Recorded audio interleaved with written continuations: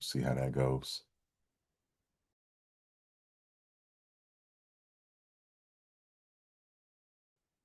Fish Out of Water, episode 5. Mike McDaniel finally fired. Why it didn't take so long. The Dolphins hired new GM, Jon Eric Sullivan. The Dolphins make a major decision. Let's talk about what it actually means. And we talk about the coaching search. We don't look at it as we have to, but we get to have our expectations reset. And that's what you'll be cheering for in the 2026 Dolphin football season.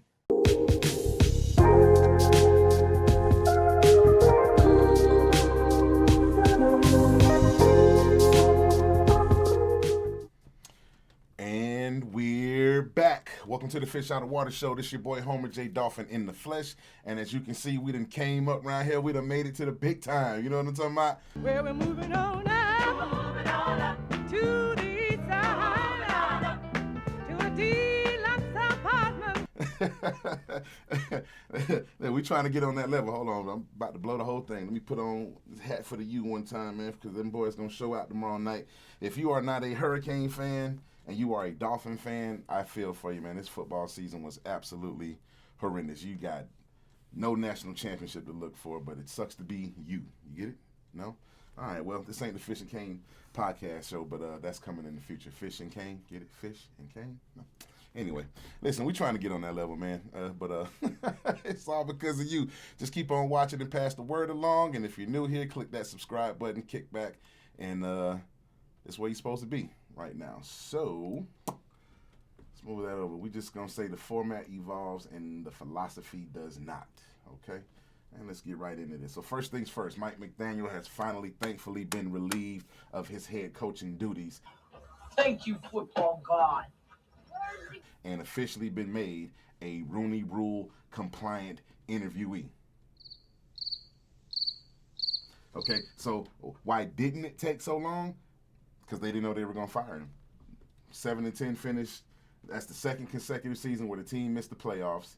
And apparently Mr. Ross finally realized that he remembered he was a cutthroat billionaire and decided mediocrity was not going to suffice. Fired the man. Did so while he was conducting player exit interviews, which is pretty nasty for somebody who he supposedly liked. But hey, listen, I think it's just beautiful. So he's just in there writing his notes down, talking to the players. So what did you think about my coaching job this year? And knock. Hey, Mike, boss wants to see you. Mr. Ross wants to see you real quick. You've done a hell of a lousy job. You're late. I'm sorry. You're fired. Get out of here. Right? And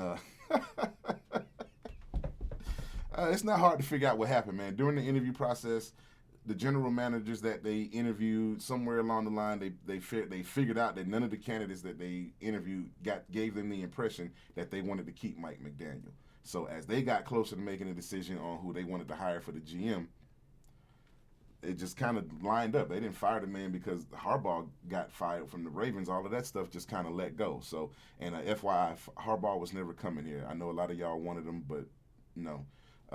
So yeah, that was totally expected. Now, for one, I'm definitely not sad to see the man go. We're gonna keep that short and sweet. Simply put, it was time. You want to go into further detail about that? You can check out episode 2. I'm not gonna cover all of that here again. We'll just say bye-bye to Mike McDaniel. I said, so long, see you sucker, bon voyage, arrivederci, later loser, goodbye, good riddance, peace out, let the doorknob hit you with a good Lord split you, don't come back around here no more, hasta la vista, baby, kick rocks, and get the hell out. Okay, check me out right here now, we finna get a little fly with it, so hang tight now. All right, so on the bigger and better news, what do we got here? Yeah, it is better. We got a new GM, my man Jon Eric Sullivan. Yeah, they call him Sully. Miami Dolphins have agreed to terms with Jon Eric Sullivan as the team's new general manager to replace Chris Greer. Quick background on Sullivan: he did play college football, which I like. He went South Carolina Gamecocks, Gardner Webb running Bulldogs. So he started training camp as an intern, working his way up through the scouting and personnel department. Has experience across player evaluation and personnel decision making.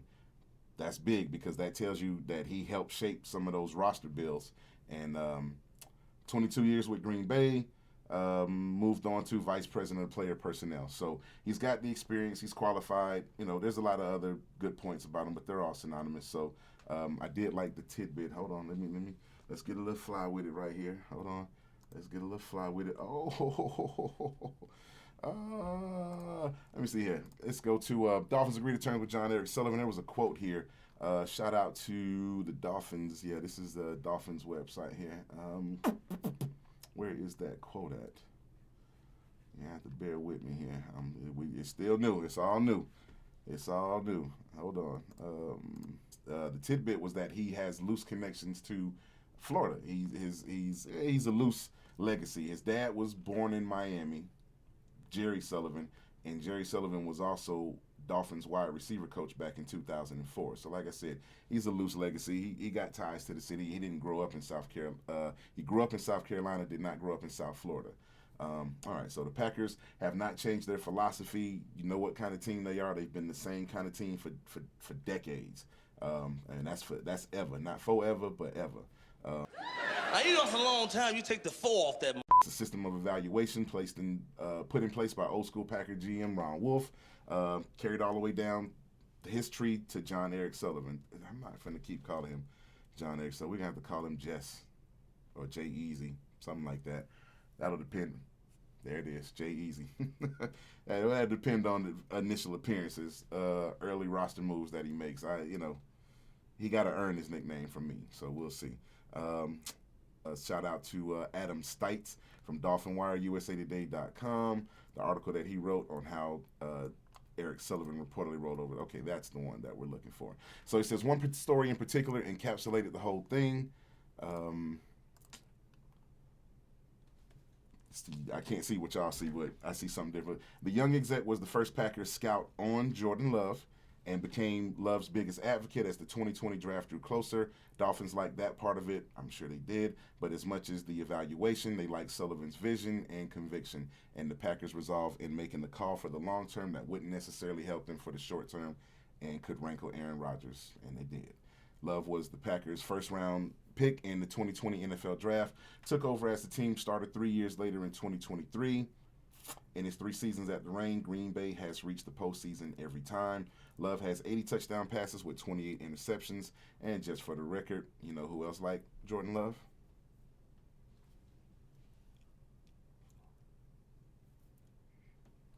Tell nobody.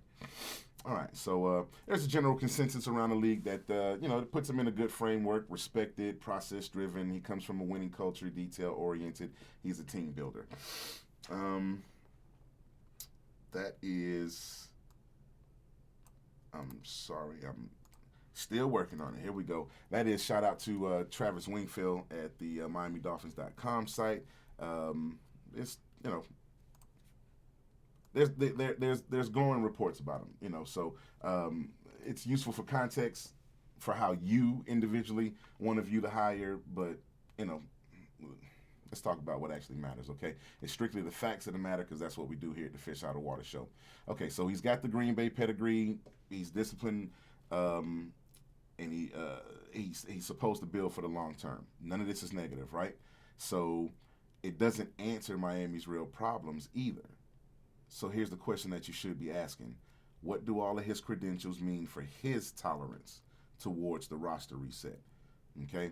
So will he be patient enough to take the time to build through the draft, start off in the trenches, and, that's the way the team is supposed to be built. You know that. You're an educated Dolphin fan. You understand that that's where the game is won. But it says from the glowing reports, it appears that he has a disciplined approach, but do we know that? Have there ever been a time when he was in a rush to expedite the development of some player or in a rush to make a move for the roster? Of course, we don't know these things, so every GM sounds good on paper, but the question is not who you were, where you're coming from. What exactly are you willing to do now that you're here? Are you willing to dismantle where you are now? Because we know all about sacred cows not actually being moved from their spot in Dolphin Nation. So maybe it's a change that the organization is allowing football people to make football decisions, and override the optics of what the fandom wants. So bottom line is, I actually like the hire. I think we did well. I would give it a solid A, not an A minus, not an A plus, just an A. Need to see more of his philosophy in action first, and then I need to see his initial course correction moves and what part he plays in the team finalizing the coaching hire. So the Dolphins made a major decision. What does that mean? It means it doesn't fix anything yet. It resets and it starts the clock on accountability. So we know exactly who to hold responsible, where to look. Even though they got this corporate brass thing that they're doing there, Detroit Aikman, Dan Marino, Stephen Ross and his conglomerate or whatever. But we're going to take a look at the current state of the Dolphins head coaching search. Let's get into that one real quick, because coaching searches always it's because it's all about our feelings. They always feel bigger than what they actually are. So I'm sure some of y'all have heard the 10 names. We can go back to that. Let's see. So y'all hear the 10 names and y'all think it's too many. Some people say that they should have a shorter list if they knew who they wanted to hire, et cetera, et cetera. I would think the exact opposite. I would say if we've already asked to speak to 10, we need to ask to speak to 10 more and make it 20. You have to look high and low. You have to look under every rock and every treetop. And the reality is that teams move way slower and quieter in real life than they do on Dolphins Twitter. So, y'all, some of y'all need to step into reality, but you don't understand that there's actually two coaching searches. There's the Dolphins coaching search that you hear about, what the fandom wants, whatever, what sounds good, the sexy names, and then there's the Dolphins coaching search that actually exists. So before we get too deep into it, I want to play fantasy football GM with y'all too, and show you my top 5 dream world scenarios that I would like to see happen. But they will never happen, even in my dream world for the Dolphins coaching search. So, in my fantasy universe, this is my my Marvel what if, so to speak. So let's move that and talk to me. So number 5, we are going to interview and hire Anthony Weaver as our current Dolphins defensive coordinator. He has seen where we've gone wrong. He's seen where we failed. He would have some insight on another direction to go.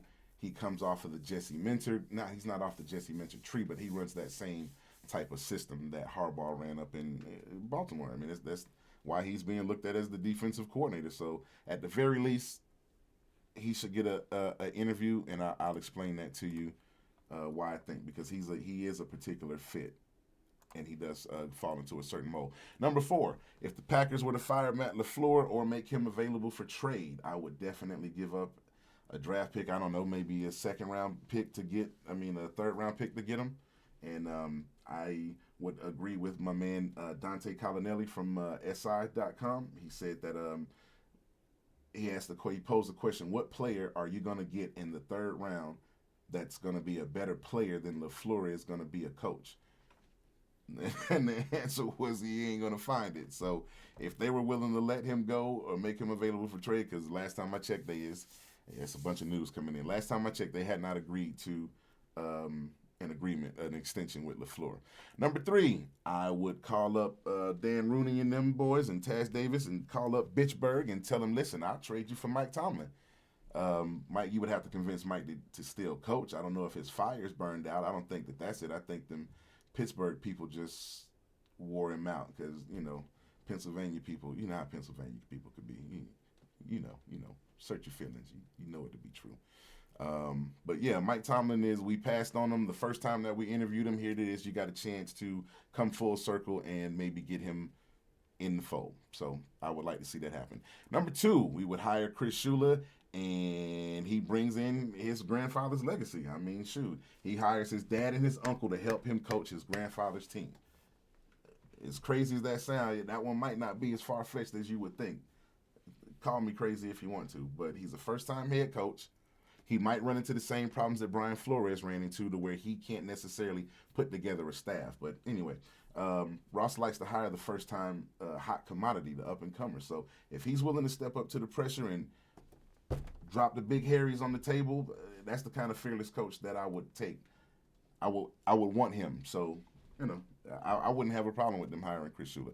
And the number one thing that they would never, ever, ever, ever, but ever do, drum roll please, formally apologize to Brian Flores and reinstate him as the head coach. So, I'm probably in the way, man. I am so sorry. Hey, I'm getting used to it. Give me, just work with me here. We getting there. So, apologize to Brian Flores and reinstate him as the head coach, because his firing was political. You had no other reason to let that man go than he told you that you were wrong about Tua. So, just accept the fact that you was wrong, and but whatever. Egos at that level is something way different. So. And yeah. Anyway, we're gonna come back down to earth now. And hey, man, a man can dream, can't he? So let's see. Moving along. Now we got to get to the thesis here. We got to speed this one along because there's a lot of stuff going on, and they might just hire another head coach before I actually get this episode out. So the episode thesis: what they're saying versus what actually matters. The Miami Dolphins must find and hire the best coaching fit for a multi-year Dolphins rebuild, not based it on resume prestige, not based it on name recognition. So as of noon Friday, the Dolphins had 12 total coaching candidates that they had officially either interviewed, requested to interview, contacted, had a Zoom, whatever. They 12 total coaching candidates, and that did include Harbaugh until he went over to the Jets. I'm so glad that he's gone, so that name is no longer available. But the other names on the extended search list were Anthony Campanelli, guys like Alan Pupar like him, Patrick Graham. He's got lots of experience with the Patriots, but no head coaching experience. Darren Rizzi, top-tier special teams coach, former Dolphins interim head coach. Jesse Minter, Chargers defensive coordinator. Jeff Hafley, Packers defensive coordinator. Kevin Stefanski, Browns former head coach, but at the time of research, he was not. We had interviewed him. I think he's the Falcons coach now. I'm pretty sure he is. So Kevin Stefanski is probably off the list now. Clint Kubiak, Seahawks offensive coordinator, no head coaching experience. Robert Saleh, 49ers head coach, defensive coordinator, former Jets head coach. Chris Shula, Rams defensive coordinator, no head coaching experience, and his legacy, he's the grandson of the great Don Shula. So according to the Dolphins website, 7 candidates actually interviewed, and that's what you actually call the short list.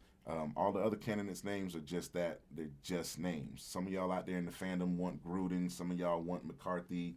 And I only mention those two because they're offensive guys, and with the interviews that they've conducted so far, there's definitely a defensive slant to the candidates that they've interviewed, and that you need to take that as indicating that the collective body, that's what they're favoring for this new direction. It's not just all on Jay Easy. Yeah, that's what we're gonna call him, Jay Easy.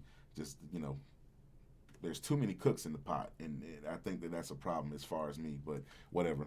It's disappointing to have an owner that has made billions in other arenas, but when he puts his thought processes to the Dolphins, we don't get the same results. And so he puts together this think tank. I'm not sure what it is, what it's supposed to be, but I just think that, when you have that many people that's in the decision-making process, you end up moving slow and things don't get done, and that's why we missed out on Stefanski. So not that I wanted him, but you'll see why I think that he would have been a target for us anyway. So just to have a realistic perspective on the coaching search, we're going to stick to the philosophy of people showing you who they are through their actions now. Okay, so as far as hiring the defensive-minded head coach, I'm okay with it, but it does have its drawbacks, and I'll tell you why. When you hire a defensive coach, the offensive coordinator needs to be a super talent, and then you run the risk is at some point that coach will become a hot commodity, and then you have to worry about keeping that talent in-house. And in today's NFL, that's next to impossible because every other team is firing their coach at the end of the season. They're looking to hire the next hot coach. So it's bad that you lose that talent, but then he goes to another conference. That's cool. He got to beat you in the Super Bowl. But if he goes to a different team in the same conference, you want him on the other side of the map. And worst case scenario, you definitely don't want him to go to a division rival and come back to beat you. So I would like for my head coach to be the play caller, so I'm not losing much when the coordinator goes. Anyway, it works both ways, though. Defense, offense, at some point, you're going to have to replace the talent. So if you're paying attention to how they're operating at the moment, the actual moves that they're showing you instead of the rumored moves that you're hearing about, as of what their actions at this current moment are showing you, they are intending to hire the right guy for the job. They're not just picking 2 or 3 names and going for the hot, sexy name just to appease the fans. So, yeah, forget the optics of fandom approval. I'm okay with that. Don't hire the guy that I want. I don't even know who I want, but just hire the guy that's going to be able to execute the grand plan. That's all I care about. So, yeah, man, just make it happen. The head coaching. Let's take a look at the head coaching tracker. All right, so Dolphins have officially interviewed Robert Saleh, Anthony Campanelli, Chris Shula for the head coaching vacancy. These are the latest additions to the list. When I started scripting, they were not on it. A day and a half later, they're both right there. So, yeah, gotta hurry up and get this one out. So it's significant because they completed these interviews. When you complete an interview, that makes them a true candidate, not just the name on the Dolphins Twitter list. So, fans' word is just the word on the street. I can't go by that. We're going to go by what's right here on the team's website. So, MiamiDolphins.com, news, and then head coach tracker, and that's how we're going to keep up with it. The other names listed, Jesse Minter, Jeff Hafley, that one I would be worried about because he has that pre-existing relationship with the GM, and you know how you work with who you're comfortable with, so I would be worried about him. Now remember, we're going by the hiring practices of the boss. Stephen Ross is still the boss. So the owner's up here, everybody else down here. So it's really whatever he decides. The committee could like whatever they want, but let's be clear on that. So Ross has hired Adam Gase, Brian Flores, Mike McDaniel. All of these guys were considered to be the next in regard to their specialty. Gase was supposed to be a quarterback guru that worked with Peyton Manning. Flo was the defensive prodigy that came up with the game plan that won the Super Bowl. McDaniel was another genius that was a super run game coordinator that helped the 49ers get to the Super Bowl. All of these guys were first-time head coaches. So that's your owner's mindset. It's a billionaire mindset. He uses it's his refined version of one of the 48 laws of power. It's they want to hire the young and up-and-comer, somebody outside of the family. You even hire an enemy and turn them into an employee because they have something more to prove. They'll work harder for you. The new coach is going to work 24/7 in overdrive. If you hired Harbaugh's been at it for 18 years. He has a set way that he does things. He is only going to expend so much energy. But the first timer, he is going to break his back to please the master, and that's where that thought process comes from. That's why he hires the young, hot commodity. So anyway, but like I said, you can only go by what we're being shown and what you've seen them do in the past. So the real moves that they make on the field and the real moves that they make in the front office is all that matter. So I'm not sure what you're seeing, but what I'm seeing in the tea leaves is that the Dolphins want some sort of structure, leadership, fundamental stability. All you have to do is just look at the candidates. They're showing you interest versus organizational intent. The names are the interest. Organizational intent is the completed interviews. So anyway, how do you track what they're doing? You combine these coaches' career stats that you hear about in the interview into a matrix that can score candidates numerically and produce a color-coded display. So think of the number as the score and the color as the confidence in the strength behind the score. So we are going to get fancy with it. How to read it.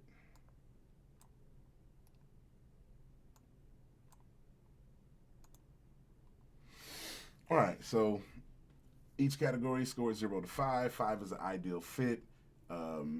0 is some sort of flaw there. And the core evaluation categories: experience, doing more with less, rebuild compatibility, head coaching experience, staff ability, scheme, quarterback adaptability, locker room authority, coordinator retention risk, media pressure handling, and if he's a fit for what Stephen Ross does with his hiring practices. So we're going to be looking for candidates that score at least 30 to be interviewed and possibly hired. All right. All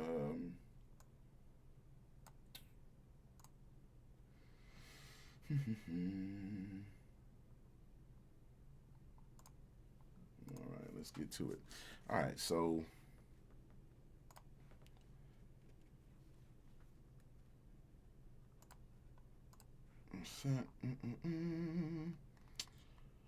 all right, so now because you have a football IQ, a high football IQ, I'm gonna be just like you, and I'm gonna be asking what specifically are the numbers in the colors meaning. So Anthony Weaver's yellow 4, Robert Sala's 4. What are the differences in their color-coded meaning? Why is the numerical score the same? And if you're a real detective, you're probably asking how to quantify or calculate Chris Shula's experience. He's got a green 4, and that means that there's solid, credible evidence to support that score. And a candidate like Anthony Weaver is an orange 3, which means he's below average fit, is how it's supposed to go.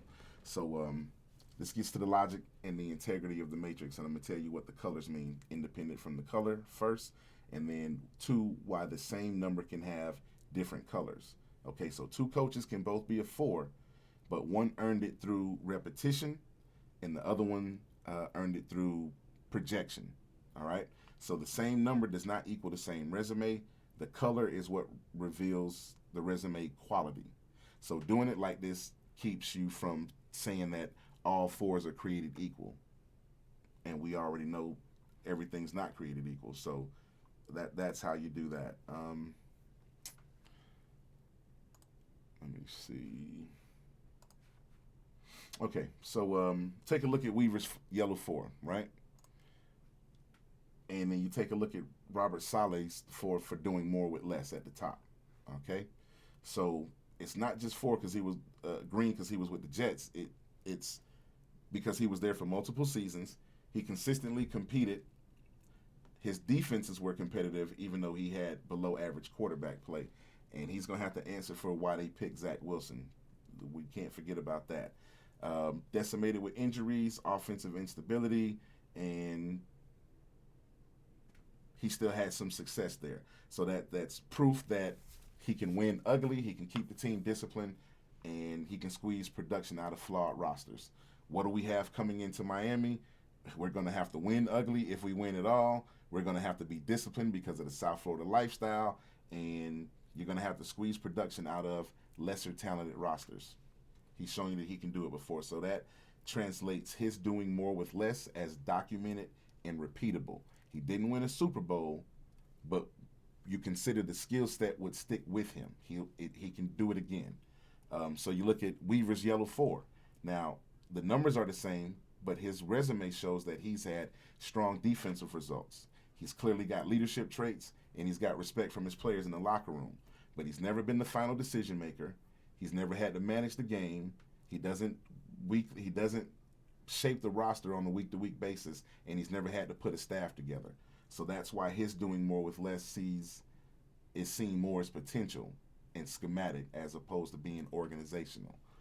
So the translation for that is that Weaver projects as someone who can do more with less, but we haven't seen it. It's incomplete. So 4, likely the trait exists. Yellow, the sample size is incomplete. So, like I said, if you're really looking at it, I know you're paying attention that Chris Shula's green. It's not because I want him to be the head coach. It just means that there's solid evidence to support that score. And like Anthony Weaver's an orange 3, right? So he's supposed to be a below average fit. But the matrix isn't saying that Chris Shula is more qualified overall than Anthony Weaver.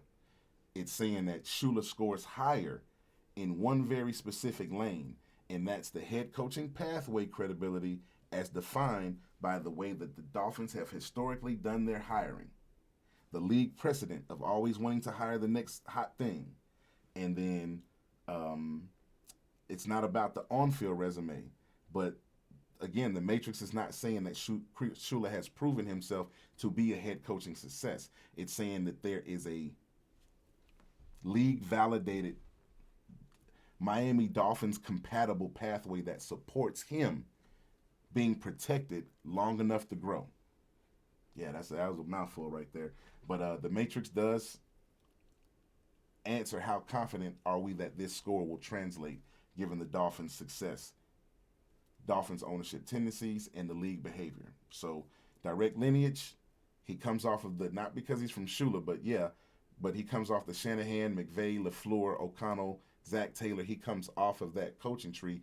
That tree keeps getting hired even though they have mixed results early on in their career. And then they have success, some of them. Stephen Ross has shown you that he has patience with young, clean image, culture-fitting coaches. Shula he hits every one of those boxes. Stefanski does too. I would have taken Stefanski. He may not be who I want. He's not the sexy name, but it's the grade out. So it's an insulation against failure is what it is. If he struggles early, Shula, if he struggles early, it becomes, oh, he just needs time. The goodwill is extended to build out the runway when you're trying to build up speed to take off. So the green reflects the hiring likelihood, the organizational practice, the structural protection that he would get, not the wins on the field. So I hope that made sense. So Anthony Weaver is an orange 3 in the same category.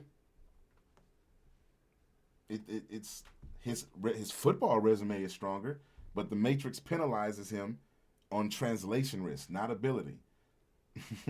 What holds Weaver back color-wise, you know that Mike McDaniel is officially he is a Rooney Rule interviewee. We're not going to get into that right now. Anyway, Dolphins coach. He's a Dolphins coach without a signature unit. Good results, yes, but no defining league-changing defense tied solely to him.